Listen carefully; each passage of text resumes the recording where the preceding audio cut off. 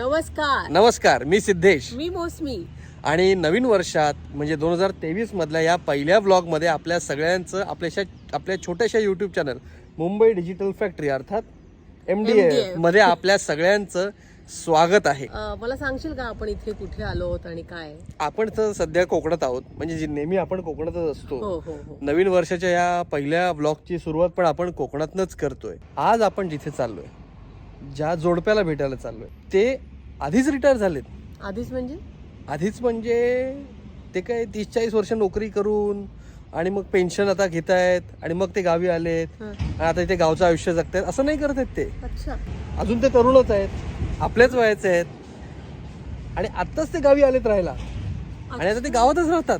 अच्छा, म्हणजे तू शिरीष आणि पूजा बद्दल बोलतोय? येस, शिरीष आणि पूजा बद्दल मी बोलतोय. आपण त्यांच्याच गावी चाललोय. आज त्यांनी आपल्याला बोलवलेलं आहे.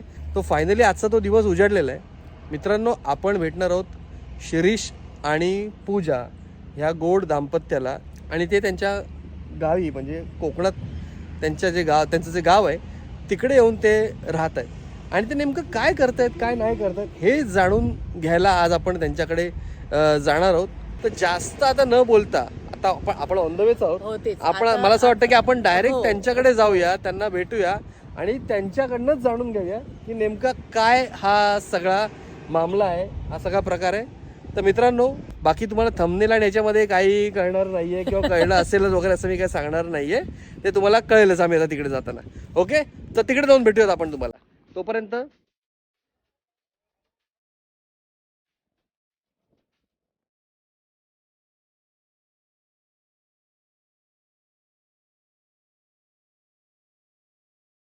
तर मगाशी तुम्हाला सांगितल्याप्रमाणे आम्ही आलो आहोत पूजा आणि शिरीषकडे त्यांच्या गावी. नमस्कार पूजा, नमस्कार शिरीष. तर पूजा आणि शिरीष यांचं एक चॅनल आहे, रेड सॉइल स्टोरीज म्हणून. चॅनलच्या प्रती अट्रॅक्ट होऊन, त्यांच्या कामाप्रती अट्रॅक्ट होऊन आम्ही इथपर्यंत त्यांना भेटायला आलेलो आहोत. तर पूजा आणि शिरीष, तुमचं आमच्या मुंबई डिजिटल फॅक्टरीमध्ये सहर्ष स्वागत. आमचं पण एक छोटंसं चॅनल आहे आणि आम्हाला ती उत्सुकता होती की काय बाबा हे नेमकं रेड सॉइल स्टोरीज प्रकरण आहे, हे कसं सुरू झालं, त्याच्या मागचा इतिहास काय. कारण आता खूप छान करताय. ते सुरू कुठून झालं, कसं झालं आणि आता कुठे जाणार आहे हे जाणून घेण्यात आम्हाला इंटरेस्ट आहे. ऍक्च्युली आम्ही दोघे पण मुंबईमध्ये स्थायिक होतो. पूजा आर्ट डिरेक्टर होती आणि मी एक सेल्स मध्ये काम करतो. म्हणजे माझं ग्रॅज्युएशन झालंय फार्मसी आणि त्याच्यानंतर मी MBA केलं. MBA नंतर डिजिटल मार्केटिंग केलं. त्यानंतर मी ॲज अ सेल्स मॅनेजर म्हणून मुंबईमध्ये एका फार्मा मार्केटिंग कंपनीमध्ये काम करतो. दरम्यान 2020च्या मार्च पर्यंत मी काम करत होतो, पूजा पण काम करत होती. पण त्याच्यानंतर सगळ्यांनाच माहिती की काय झालं, लॉकडाऊन लागलं. 2 महिन्यात माझा पण जॉब गेला, पूजाचं काम पण थांबलेलंच होतं.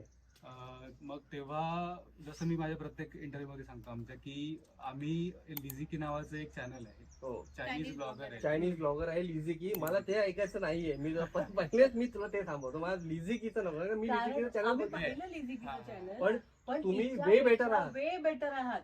शी वॉज द इन्स्पिरेशन म्हणू शकतो. पण म्हणजे ती पण शहरातून खेड्याकडे आली. ती येण्यामागचं रिझन वेगळं होतं.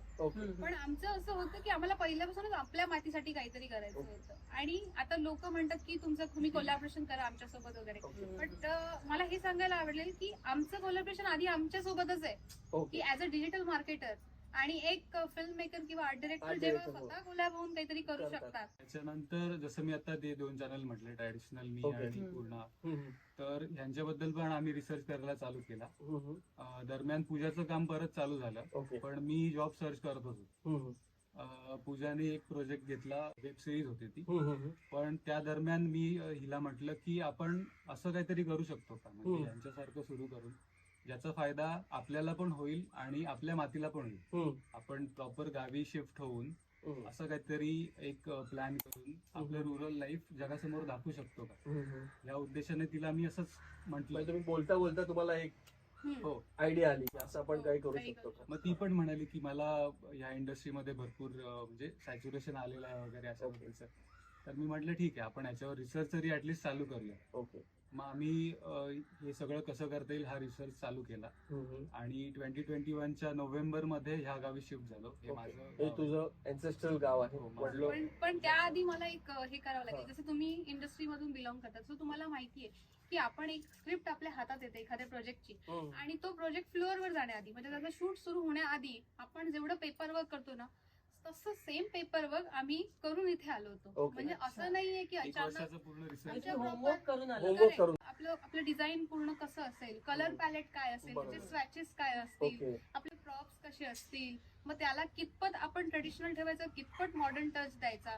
आणि फॉर एक्झाम्पल एखादी रेसिपी असते जिला पूर्ण मी मातीची भांडी किंवा पितळीची भांडी वापरू शकते, पण आम्ही असं पण आहे की काही रेसिपी आम्ही इथले पदार्थ वापरून मॉडर्न रेसिपी, जसे की आम्ही लेमन केक बनवला होता. लेमन केक बनवला. लेमन केक ह्या पूर्ण फील्ड मध्ये मी कुठेच अर्धन जास्त युज नाही करू शकत, हम्म. कारण ती मॉडर्न डिश आहे फ्रॉम द ट्रेडिशनल सोर्सेस. बरोबर. मग तेव्हा आम्ही थोडंसं पॉर्शिलिन घेऊन आलो, थोडंसं काचेचं गोष्टी हा, हा. थोड्याशा घेऊन आलो, म्हणजे तो फील पण आला पाहिजे. आपण म्हणतो ना माहोल करेक्ट हम्म. बनला बनला पाहिजे, पाहिजे. म्हणजे लोकांना त्या माहोलकडे तुम्हाला नेता आलं पाहिजे. Correct. सो मी ते सगळे डिटेल मध्ये अभ्यास करून, म्हणजे प्रॉपर जसं आम्ही ऍज अ आर्ट डिरेक्टर मी जसं एखाद्या प्रोजेक्टसाठी डिटेलमध्ये PPTs आणि रिसर्च असायचा R&D, तसं आम्ही प्रॉपर करून मगच इथे आलो होतो. बरं, हे झाला तुमचा क्रिएटिव्ह रिसर्च करेक्ट. किंवा क्रिएटिव्ह अप्रोच की कसा असेल काय असेल, हम्म.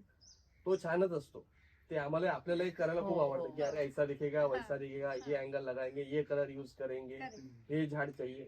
माझे 2 प्रश्न आहेत तुला, रादर 3 प्रश्न आहेत. एक, शिरीष म्हणाला की सॅच्युरेशन आलं. बरोबर. सॅच्युरेशन यायला मला तुझं वय वाटत नाही की तू ह्या वयात तुला सॅच्युरेशन येऊ शकतं.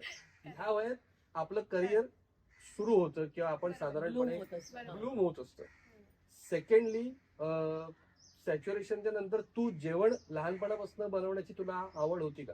कारण मगाशी असं ऑफ कॅमेरा बोलताना आम्ही काही गोष्टी बोललो आहोत, त्याच्यातनं काही कळलंय. तर तू आता ऑन कॅमेरा ते सांगायचंस की तू लहानपणा किती कारण तू वर्षी इतक्या छान छान छान dishes छान बनवतेस रेसिपी आणि बनवतेस. Correct. तर म्हणजे त्या- कधीपासून शिकलीस तू? वयाच्या हे- 5व्या वर्षापासून, हा. 6व्या वर्षापासून? ते सांगायचं. आणि तिसरी गोष्ट, हा सगळा प्लॅनिंग ठीकच आहे, फायनान्शियल प्लॅनिंग, कमर्शियल ऍस्पेक्ट, एखादं प्रोजेक्ट कमर्शियली वायबल आहे की नाही, हो. करू शकतो, शक्यता आहेत नाही आहेत, पैसे कसे मॅनेज केले, हे तुम्ही उलगडून सांगितलं तर जे आपले बघतायत हा. व्ह्युअर्स त्यांनाही सोपं जाईल. कुठेतरी त्यांनाही कळेल की अरे असं काहीतरी करून आपणही पटकन बॅगा भरून गावाला येऊ शकतो. 7-8 वर्ष मला इंडस्ट्रीमध्ये, फिल्म इंडस्ट्रीमध्ये गेली. मेजरली मी हिंदी प्रोजेक्ट्सच केले. बरोबर. आणि ना मी जसं मी आधी पण सांगितलं की मी आउटडोर शूट खूप, मी पहिलं स्क्रिप्ट यायची ना, मी पहिलं हिंदी मध्ये बघायची चांगले की- पैसे मिळत असतील. हा, हम्म. चांगले म्हणजे अगदी छान मिळायचे, छान त्याचे पैसे काहीच मिळायचे. टेन्शन नव्हतं. ओके. आणि I was like top of my career. बरोबर. छान माझी हे पण झाली होती, ग्रेड चांगली होती. Correct. आर्ट डिरेक्टर म्हणजे मी सेट ड्रेसर पासून सुरुवात केली, ग्राफिक डिझायनर पासून सुरुवात केली, सेट ड्रेसर आणि मग आर्ट आर्ट डिरेक्टर, डिरेक्टर. असं एक एक टप्पा. आणि आता फक्त प्रोडक्शन डिझायनर टप्प्याला आपण जायचं बाकी जायचंय. होतो. आणि त्याच्या आधी मी आपण backout केलं. बॅकआउट. काही फिल्म्स या तुम्हाला स्क्रिप्ट भावली म्हणून तुम्ही करता, बरोबर. आणि काही प्रोजेक्ट तुम्हाला पैसे चांगले मिळतात म्हणून तुम्ही करता. बरोबर. तेव्हा मग ती स्क्रिप्ट कशी असो नसो तुम्ही काही त्याच्यात बघत नाही. तसं ना माझं असं झालेलं ना की मी असे बरेच प्रोजेक्ट केले ज्यात छान पैसे कमवले, पण तो एक मनाला आनंद असतो ना की Work आपण काहीतरी satisfaction पाहिजे. वर्क सॅटिस्फॅक्शन नव्हतं. तुला त्या लाईफचा कंटाळा आला, करेक्ट. लाईफस्टाईलचा कंटाळा आला असं आपण बरोबर, म्हणू. बरोबर. करेक्ट. आणि तुझा ओढा जास्त करून आणि मला आंतरिक ओढ ह्या मातीकडे गावाकडे परत मातीची बरोबर, ओढ असल्यामुळे बरोबर. तू तिकडे बरोबर. ओढली आणि मी गेली. जॉईंट फॅमिलीत वाढलेली मुलगी आहे, ओके. त्यामुळे मला असं फक्त मी आणि माझा नवरा असं अच्छा, मला असं कधीच नाही. कुटुंब नकोच. मुंबईत तर मी तुझं बालपण कणकवलीत गेलं. कणकवलीत गेले माझं. तुझं पण बालपण माझं कंट्रोल कणकवलीत गेलं. ओके. हो. हा, हे दोन त्याच्यामुळे कॉमन फॅक्टर माणसं हवी आहेत. आम्हाला आमच्या आजूबाजूला. आणि लॉकडाऊन मध्ये आम्ही बिथरलो होतो की बिथरलो. नाही बाबा हे डेंजर आहे ओके. सगळं. ते आम्ही आता मगाशी व्ह्युअर्सला सांगताना तेच म्हटलं की काही लोक काही बरेचसे लोक रिटायरमेंट नंतर पोस्ट रिटायरमेंट गावाला येतात. बरोबर. आम्ही अशा लोकांना भेटायला चाललोय जे रिटायरमेंट नाही, आता करिअरच्या सुरुवातीलाच गावी आले सुरुवातीलाच गावी आले. आणि करिअर सेट गावी येऊन करतायत. ही एक लोक वेगळी गावातून शहराकडे जातात करिअर बनवायला. हा, पण correct, मी correct. करिअर चालू असलेलं सोडून इथे सोडून आलो.